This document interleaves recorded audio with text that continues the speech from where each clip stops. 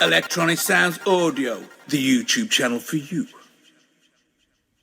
Hey guys, what's happening? It's Dean from Electronisounds. Thanks for tuning in today.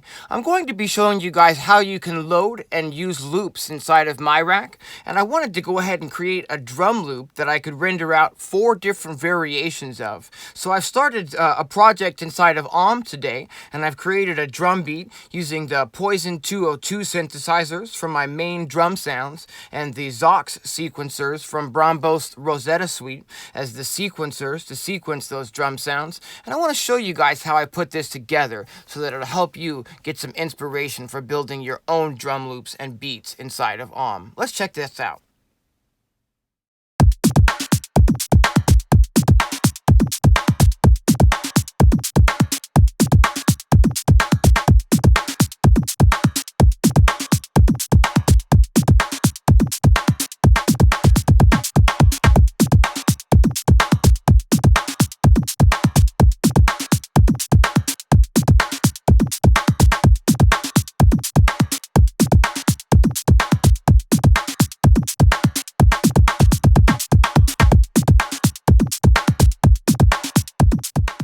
If you're not familiar with the Poison 202 synthesizer, this is a wonderful synthesizer from Jim Audio. He's the same developer who's made the Groove Writer app for iPad, as well as the new Pure Acid app for iPad. And these are fantastic apps with really high quality sounds. I definitely recommend these apps. Let's check out what I've actually done here. I've loaded the first instance of Poison 202. And if you didn't know, there's quite a few drum sounds inside of this synthesizer by default. It comes with 1, 2, 3, 4, 5 banks of sounds, and if we go to the last bank of sounds, you'll find quite a few drum sounds in here. So I got the idea to load these up individually and then sequence them with the Rosetta Zox sequencers from Brombo's. All you have to do is load up a Rosetta sequencer on another track next to your Poison synthesizer, or whatever it is you want to sequence, right?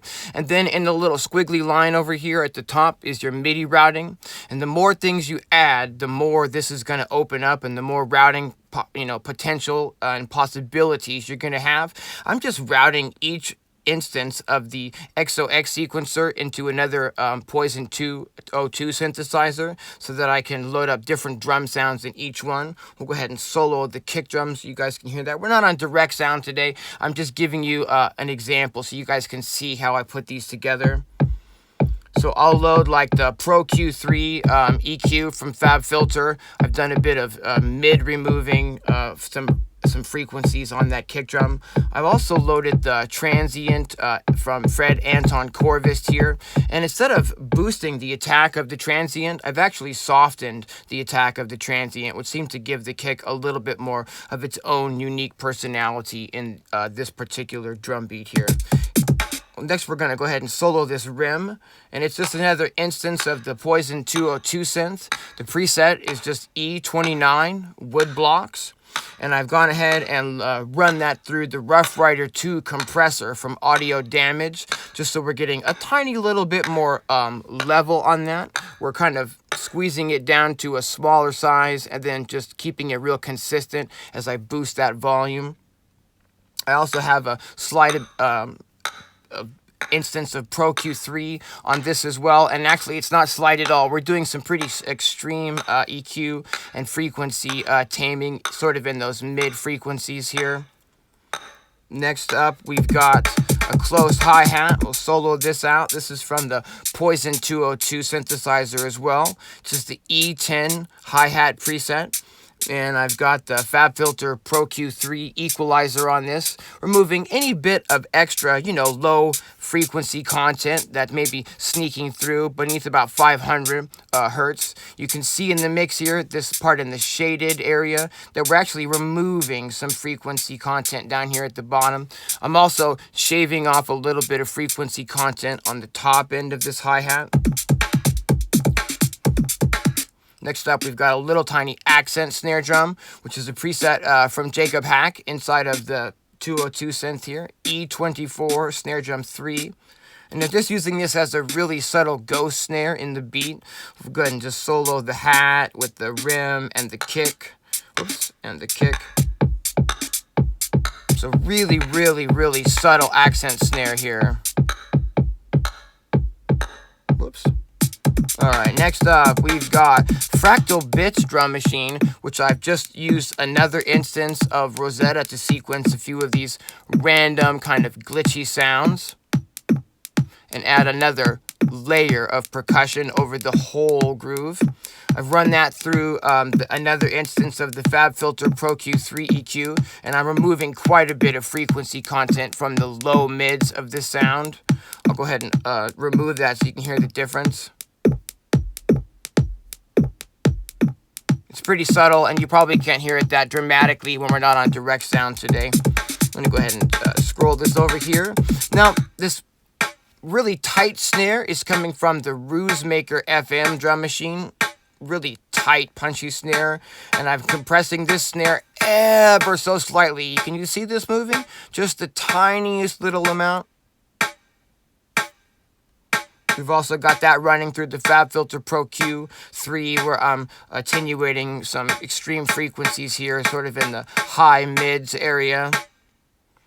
And lastly, we've got, if you guys have been watching my channel for any amount of time, you might have seen me use this Axon 2 initialized preset called Empty Starting Patch, just to get a wonderful tone on some double time hi-hats, and it really seemed to help fill out the beat here.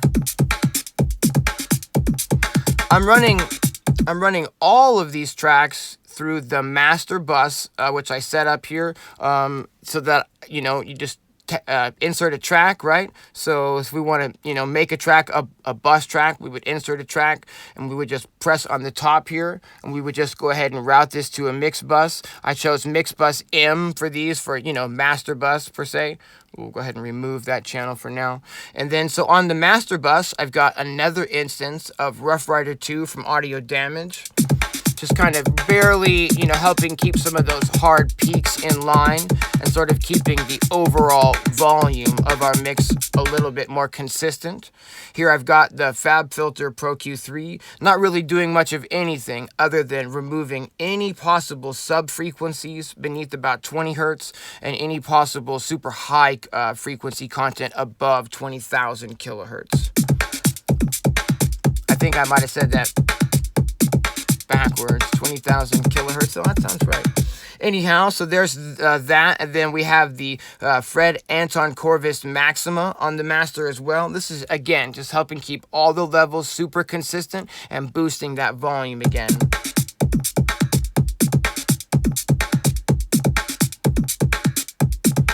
Last but not least, we have the limiter from Amazing Noises, which is adding a little bit of, tiny little bit rather, of saturation to the entire mix, and also keeping everything beneath that 0 decibel so that I can push as much volume into this as I want, but not worry about clipping on the final signal. And how I set this up, guys, is I'll run as much volume into this as I need to get anywhere from, you know, 0 to about -5 decibels of attenuation. You don't want to be, you know, if you're getting more than about 5 decibels of attenuation on this meter here, you're probably pushing too much volume into your limiter. Let me show you what that looks like. So here, we'll see if I can't zoom in, and you can see that we're really only getting about 5 decibels of attenuation on that whole mix. We'll go ahead and start rendering this out to loops now. What I want to do is I want to create 4 different variations of this loop, which is why I really wanted to handle all of the elements of the loop individually, so that now I can mute those and easily create 4 different variations that we can render into loops to use inside of miRack. I'd like to render these out as 8-bar loops, and what we're going to do is click on the tempo section over here to get to our 3 dots to get to our clock options. And what we're going to mess with is this sync quantum section. I actually have a whole video on this, recording and creating loops inside of AUM. I'm going to go ahead and put a link to that video in case you missed that one. It gets a little bit more in depth as to what we're doing here. But basically, we're going to set this to 8 bars because I want to record 8-bar loop. And we're going to hit record on the master bus. I don't need this to be like individual tracks per se. We're just going to create different variations of a stereo loop. And now I'll press play. And all I have to do is hit the record button. And when the playhead hits hits the next sync quantum, which we set to 8 bars, it will start recording. 1, 2, 3, 4. Now we're recording. And if I hit record again, it will now stop recording at the end of these 8 bars. So you see the recording is still flashing here. And stop. And now we've recorded an 8-bar loop of our full groove. What I'd like to do is make some variations of this. So maybe by default we could turn the accent snare off by muting it, and maybe we could bring this extra layer of percussion out of the mix by muting it. Maybe we go ahead and mute those double time hats so that our beat is a little bit more stripped down. I'll press record. Now it's going to start recording at our sync quantum okay, so we just started recording on the downbeat. It's going to record this for 8 bars. I'll press record again, so that it will stop recording according to our sync quantum of 8 bars. And 1, 2, 3, 4. Now it's stopped recording. It's going to be filing all of these recordings inside of the Audio Share app. So provided you have the Audio Share app installed inside of your iPad, most of us music producers for iPad have that installed. That's why I didn't mention it in the beginning. So if as long as you've got that installed, it's going to be saving those into a folder there. Again, I went into a little bit more detail on that in the video that I linked to just a moment ago. Let's go ahead and make a different variation. Maybe we'll go ahead and mute the kick drum. Cool, kind of like a break variation. And let's also, make it even more broken down by muting those extra percussions. I'll hit record, 2, 3, and now it's started recording, and it's going to record for those 8 bars. As long as I press record again, it will stop as soon as it gets to the end of those 8 bars. 1, 2, 1, 2, 3, and then now we've stopped the recording. So I've got 3 beats that we've recorded out now. Let's go ahead and unmute this one and try to get a 4th variation. Why don't we go ahead and, for this one, mute our snare drums. Leave that accent snare for now. Maybe mute this tight snare. Cool. This is, again, the whole point of this is to give us different rhythms to work with in our exported loops. So what we'll do is go ahead and double tap and reset, get this starting again, and I'll hit record. And at the beginning of our sync quantum at 8 bars, it will start recording. 1, 2, 1, 2, 3, and now we're recording. You could also be adjusting things as you're recording, fading things in and out if you wanted to. We'll hit record again. 1, 2, 1, 2, 3, and we've just stopped recording based on our sync quantum. Again, be sure to check out that other tutorial on recording loops inside of AUM if that was confusing for you. Now when it's time to find and use those loops, here's where you're going to find them on your iPad. We're going to go ahead and just close out AUM for now. And you're going to open up the Audio Share app.